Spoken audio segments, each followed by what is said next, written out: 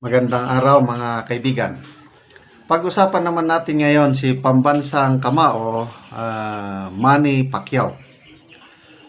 Bakit siya natalo sa eleksyon ito? Ano ang magiging kinabukasan niya sa politika? Meron pa bang naghihintay na magandang kinabukasan sa politika si ex-senator Manny Pacquiao? Okay, so unahin natin na yung kanyang naiambag sa Pilipinas, walang makakaagaw sa kanya yung karangalang naiambag bilang boxer.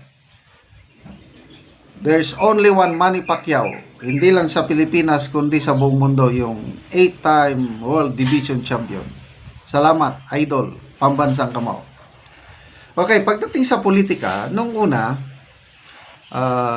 tumakbo bang mayor o congressman sa Jensan? Parang natalo siya nung una eh. Tama ba ako? Anyway, dahil unang sabak, talo. Tapos ito na, yung sumunod, nanalo ata siya sa Sarangani. Sa Jensan, talo siya. Sarangani, panalo. Nakalimutan ko na ano bang posisyon niya sa Sarangani. Hanggang sumabak sa pagkasenador. Okay. So, nung una niyang sabak sa pagkasenador, panalo naman.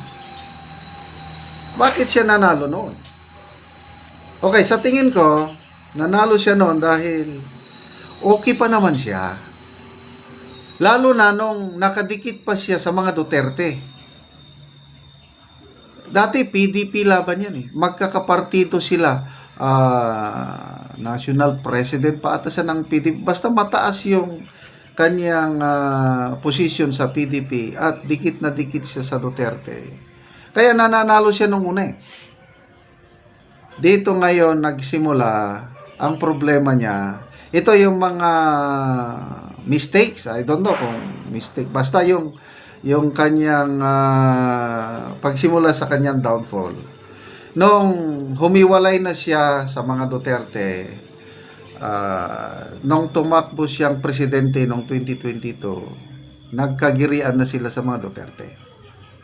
Kaya nga may problema, nagkakaso-kaso pa sino ang tunay na nagdadala ng PDP. Yan.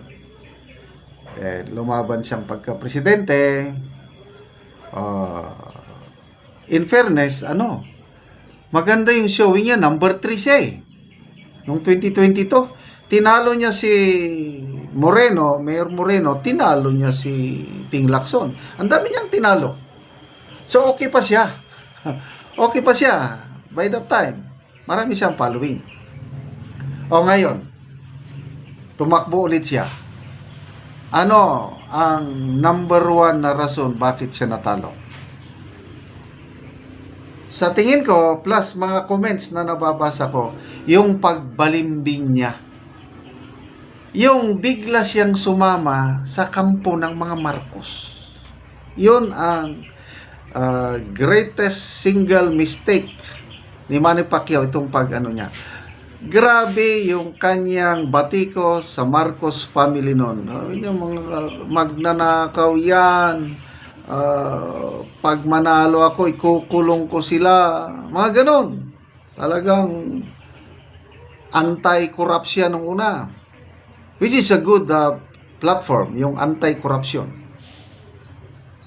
Kasi mayaman na siya, bilyonaryo na siya, kung sa magnakaw ba ng pera ng taong bayan, baka hindi na masyadong problema itong si Manny Pacquiao. Ang problema niya, bakit siya kumampi sa mga Marcos? So yun ang number 1 na dahilan. Yung binabatikos niya noon, dinidipinsahan niya na. Sabi niya, kung may nung una, sabi niya, billions, trillions ang ninakaw ng mga Marcoses. Ngayon, sabi niya, kung may ninakaw, pwedeng ibalik na lang. Ano pa yun, sabi niya na, mayroon bang corrupt na leader na ang bansa natin, fastest growing economy in Asia? Mga ganun bang statement niya? Dinidipinsahan niya ng mga Marcos. So, yun, sa tingin ko, ang dahilan, bakit siya natalo, yung pagbalimbing niya. Kung tumakbo siya as independent, ano sa tingin nyo? Wala lang. Wala, hindi na siya sumama sa mga partido. Siya lang ang tumakbo. Sino bang independent? Lacson, sabi niya, independent siya. Kaya lang, dumikit din kay Marcos. Hindi ako maniwala.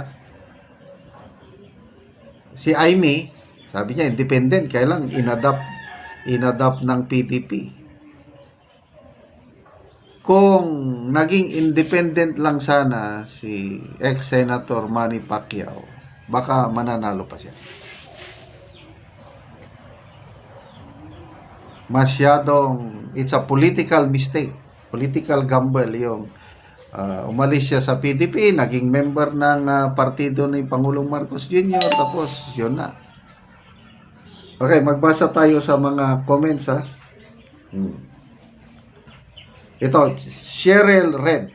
Maglablab lang unta sa kapwa Bisaya nato. Dili kay kontrahon naman noon o mubalimbing sa laing planet. Mimic. Ayun na. Bakit tayo mga Bisaya, kitang mga Bisaya maghinigugmaay. Wala, kinontra niyang mga Bisaya Pinakadako gyud na kong pangutana nganong nadala ni si Manny Pacquiao sa Pikas Planet nga garmo ban unta natong Bisaya nga parehas niyang Bisaya. Napa ba kaya mas aslum pa sa balimbing? Ito na yung sinasabi ko kanina. Walang utang na loob sa mga Duterte. Yung mga kasama niya. Tolentino. Noong 2016 ba yun? Kumandidato, Tolentino, talo. Kasi ang nag-endorse sa kanya, si Pinoy. Basta panahon ng Pinoy, Pinoy administration, talo siya. 2019, panahon na ni Duterte, in-endorse siya ni Duterte, panalo. 2022, parang Manny Pacquiao din, kumabilang bakod, pumunta sa Marcos, di talo. Ganon din si Abalos, dating PDP laban yan, kumabilang bakod, talo. So, ganyan ang papupuntahan ng mga hindi marunong tumanaw ng utang na loob.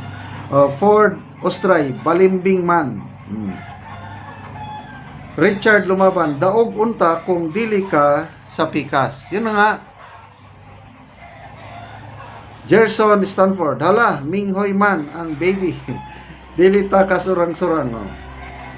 Juston Rahal, may pa ng boxing, sure, may kwarta. So ano ang kinabukasan niya ngayon sa politika? Okay. Naniniwala ko, gusto niyang tumulong sa mahirap. So why not? Pwede siyang magpolitika pa rin para sa akin. Kaya lang, kung pwede, sa local na lang, mayor, governor, kasi executive branch yan, gagawa siya, action siya, hindi yung gagawa ng batas, hindi siya bagay. Congressman o senador, hindi siya bagay. Mas pwede siya governor or mayor. Sana yon ang patutunguhan ni Mr. Manny Pacquiao. Okay. Salamat mga kaibigan sa inyong pagsubaybay sa ating channel. Nakakatulong kayo ng malaki sa Tribong Talandig ng Bukidnon. Meron tayong livelihood program para sa kanila using our income sa channel na ito. Namimigay tayo ngayon ng livelihood assistance. Nagpapatanim tayo ng saging lakatan. Panoorin nyo ang video na ito. Anak ko saging ni Manoy og nag-abono siya. Unsa man naman yung abono? Kuan.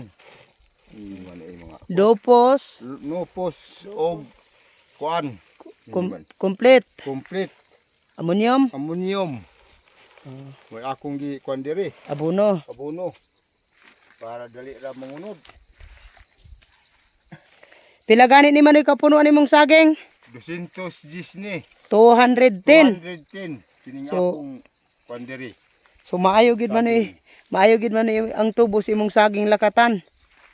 So 210 tanan. Gawas nga hinlo, maayo sad ang tubo sa saging ni Manoy. Og sige siya ani og kaabono. Kadiyan yan dan aga. Sir. Mm. Dijuan yan sa baba. Mm.